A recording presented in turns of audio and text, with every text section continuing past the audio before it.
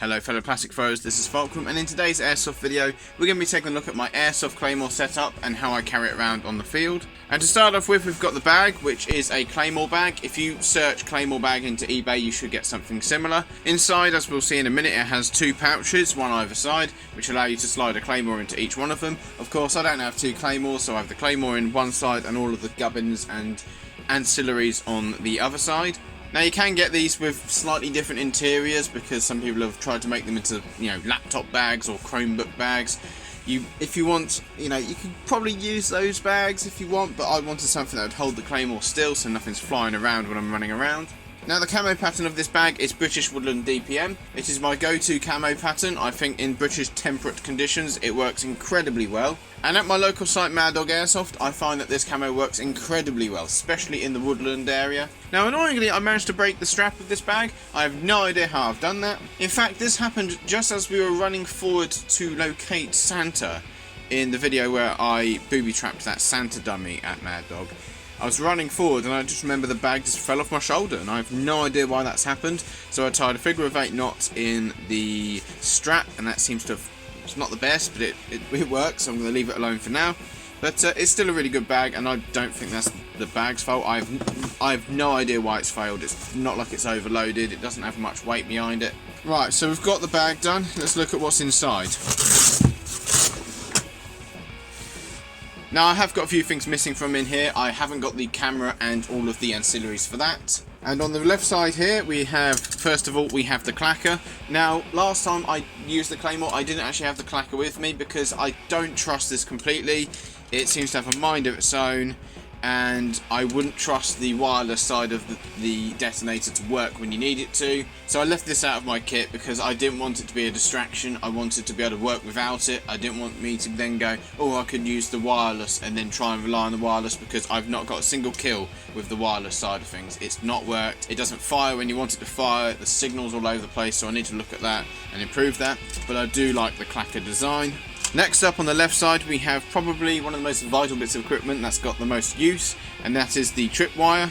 Now if you check the cards and the description there is a full video on how this setup works, but this basically is a breakaway tripwire. You plug this end into the detonator unit and I can roll it out. It takes quite a while to roll that out, and I want to try and speed that up by having like a spool on the front so I can make it a lot quicker to deploy.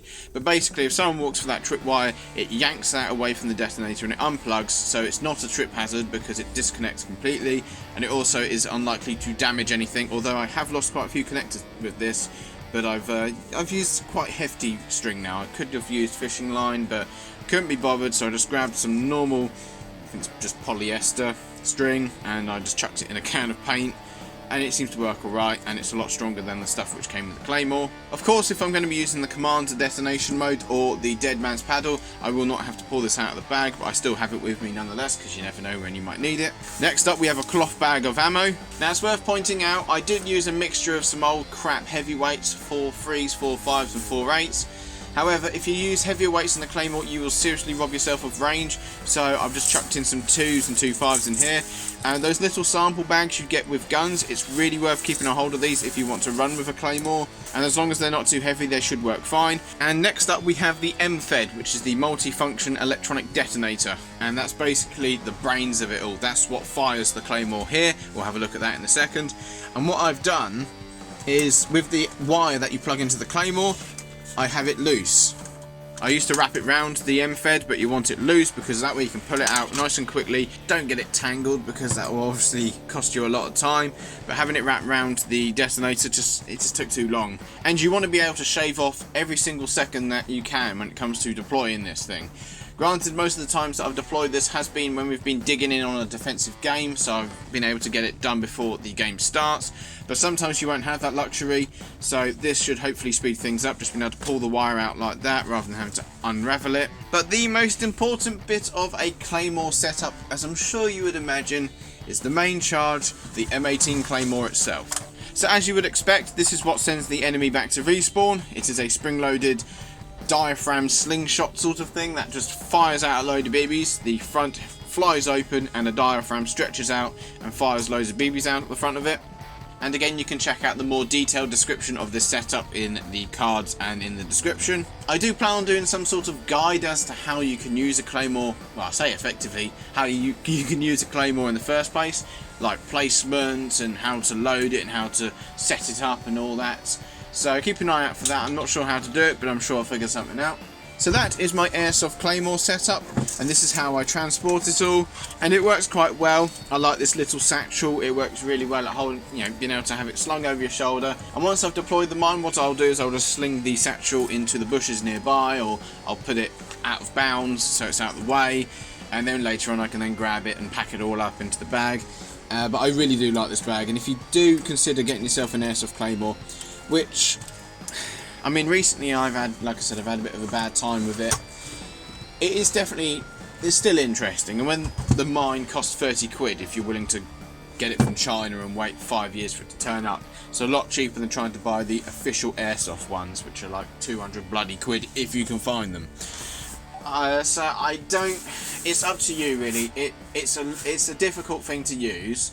Not to toot my own horn, but it's a new dynamic. You have to be able to work out where an enemy is likely to go, where the marshals are unlikely to walk, where dead teammates are unlikely to go. Where are you going to be able to put it where it's going to maximise the amount of enemy casualties and also cause them the most problems. So if it's further away from their spawn, it's going to be a bigger walk. It's going to take more. How many people can you take out the gunfight? There's a lot of things to take into account. Am I going to be able to put it down in X area? Is it going to take too long? If I put it in Y area, is there going to be more enemies there? But is there going to be potential for teammates or marshals to be walking around? It's an interesting thing to use. Not to toot my own horn, but it is a tricky thing to use. The benefit is, of course, it will do its own thing. You can be completely out of the game, long dead, and it will still go off, and it will still be a threat. So it's a force multiplier at the end of the day. So if you are thinking of getting yourself an Airsoft Claymore, I would recommend that you get a bag for it. And hopefully this has been some use to this video as to how you might be able to set it up so you can deploy it quickly and carry it around nice and easily. But yeah, I really do like this Claymore setup. I like this bag, it's nice, and everything I need is in there. Yeah, I hope this video has been of some use. If it has, make sure you leave a like. And if you don't miss out on any new Airsoft content, then make sure you subscribe and enable notifications. And as always, guys, play fair, play safe, take care.